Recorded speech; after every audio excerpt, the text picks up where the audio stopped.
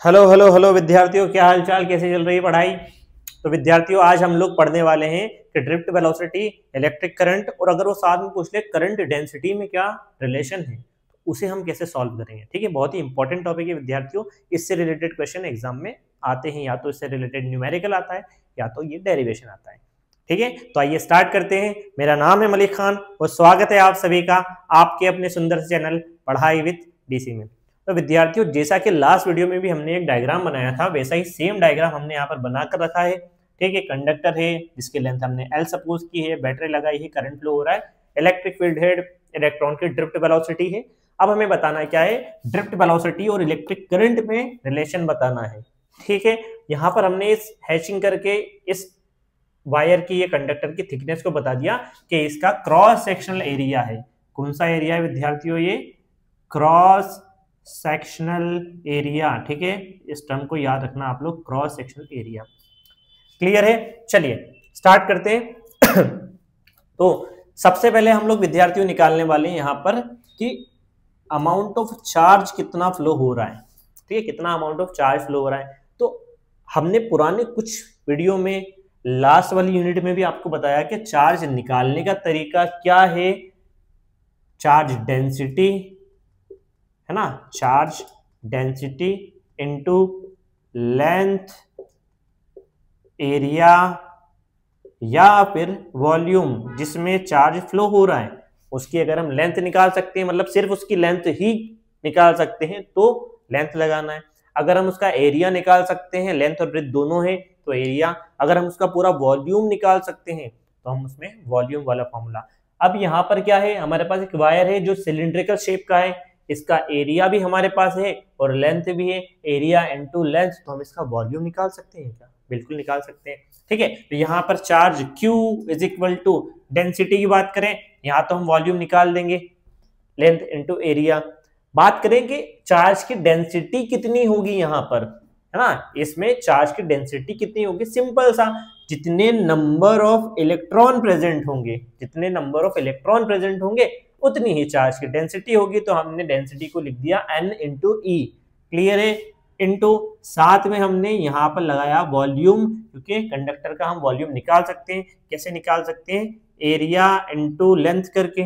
तो NeAl ये हमारे पास क्या आ गया विद्यार्थियों, चार्ज का इक्वेशन है ना, चार्ज की इक्वेशन हमारे पास आ गई NeAl। क्लियर है इतना।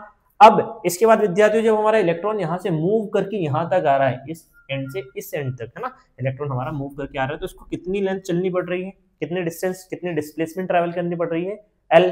ठीक है, तो अगर हमें यहाँ से यहाँ तक का टाइम पीरियड निकालना हो कि इस इलेक्ट्रॉन को L डिस्प्लेसमेंट ट्रैवल करने में कितना टाइम लगा, तो कैसे निकालेंगे, यहाँ निकालते हैं, time taken by electron to travel displacement, displacement है ना, डिस्टेंस भी लिख सकते हैं, कोई इशू नहीं है। ठीक है, डिस्प्लेसमेंट इसलिए लिख रहा हूं, फॉर्मूले में आपको याद रहेगा, डिस्प्लेसमेंट L है ना, travel displacement L, time taken by electron to travel displacement L, L displacement या डिस्टेंस ट्रैवल करने में उसे कितना टाइम लगा। तो टाइम कैसे निकालेंगे हम, हमें पता है ड्रिफ्ट वेलोसिटी से मूव कर रहा है वो, है ना, किससे मूव कर रहा है, ड्रिफ्ट वेलोसिटी से। तो यहाँ पर लिखा हमने Vd is equal to displacement कितना है L, ठीक है, और टाइम T, हमें टाइम चाहिए तो टाइम को ऊपर ले जाएं, टाइम इज इक्वल टू क्या हो जाएगा, L बाय Vd, क्या हो जाएगा विद्यार्थियों, L बाय Vt।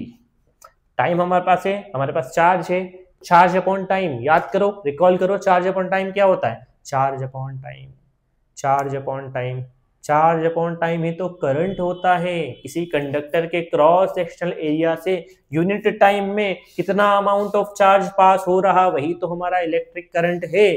ठीक है, तो यहां पर निकाले हम, now electric current, electric current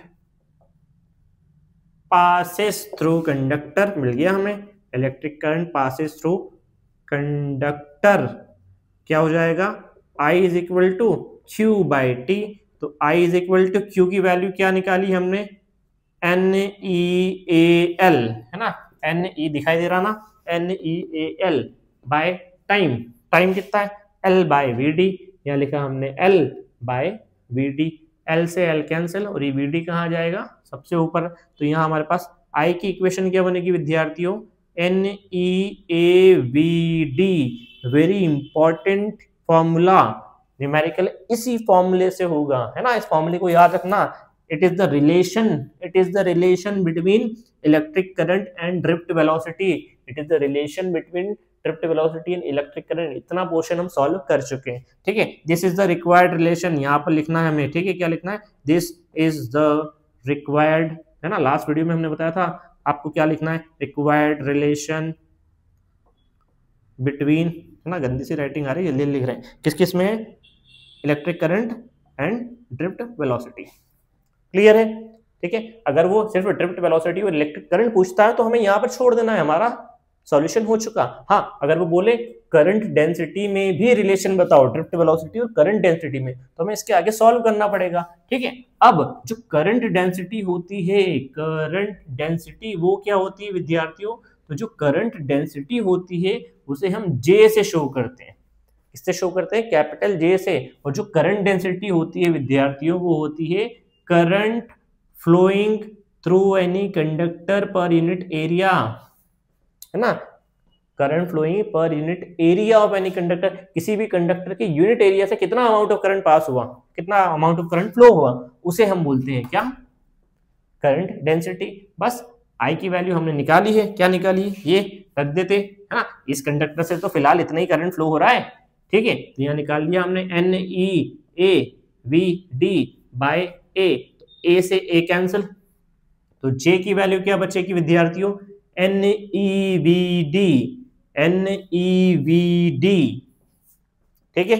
this is the required relation between, है ना, लिखना स्टेटमेंट लिखना नहीं भूलना, this is the required relation between current density and drift velocity, and current density is vector quantity, current density is a vector quantity। Objective में कई बार पूछा जाता है, कैसे, यहाँ पर ये जो ड्रिफ्ट वेलोसिटी है करंट डेंसिटी में आ रहा है ना, क्या है, वेक्टर क्वांटिटी।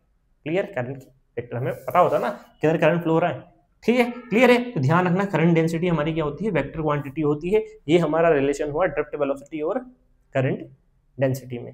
क्लियर है, आई होप आपको अच्छे समझ में आ गया होगा, कोई डाउट नहीं होगा, इस डेरिवेशन है, इंपॉर्टेंट डेरिवेशन है, कई बार एग्जाम में पूछा गया है विद्यार्थियों, ठीक है। अच्छे से हमें इस चीज को क्या करना है, पढ़ना है, ठीक है। एक छोटी सी टर्म लास्ट वीडियो में हम आपको बताना भूल गए थे, वो बता देते हैं, मोबिलिटी क्या होता है ना, मोबिलिटी क्या होता है, ठीक है। तो जरा याद करो, यहाँ पर बताते हैं आपको इस ब्रैकेट में, लास्ट वीडियो में हमने इलेक्ट्रिक फील्ड, है ना, इलेक्ट्रिक फील्ड और ड्रिफ्ट वेलोसिटी में एक रिलेशन निकाला था, अगर आपको याद हो तो हमने निकाला था ड्रिफ्ट वेलोसिटी VD जो होती है, ठीक है, वो होती थी माइनस का EM इंटू टाउ एवरेज, ऐसा कुछ निकाला था, ठीक है। यहाँ पर भी वेक्टर लगा हुआ था, ठीक है, लगाते हैं, ऐसा कुछ था, ठीक है, क्लियर है, ऐसा था।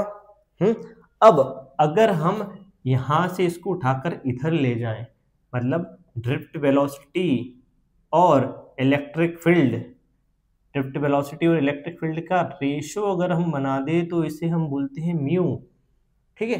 इसी को हम बोलते हैं क्या, इसी को बोलते हैं क्या, मोबिलिटी, ठीक है। इसी को क्या बोलते हैं, मोबिलिटी। मतलब हम बोलेंगे कि VD बाय E जो होता है वो होता है मोबिलिटी म्यू, ठीक है। क्या होता है, मोबिलिटी म्यू, यहां में से लिखे mu is equal to VD by E, क्या होता है, VD बाय E, इसे हम क्या बोलते हैं, मोबिलिटी।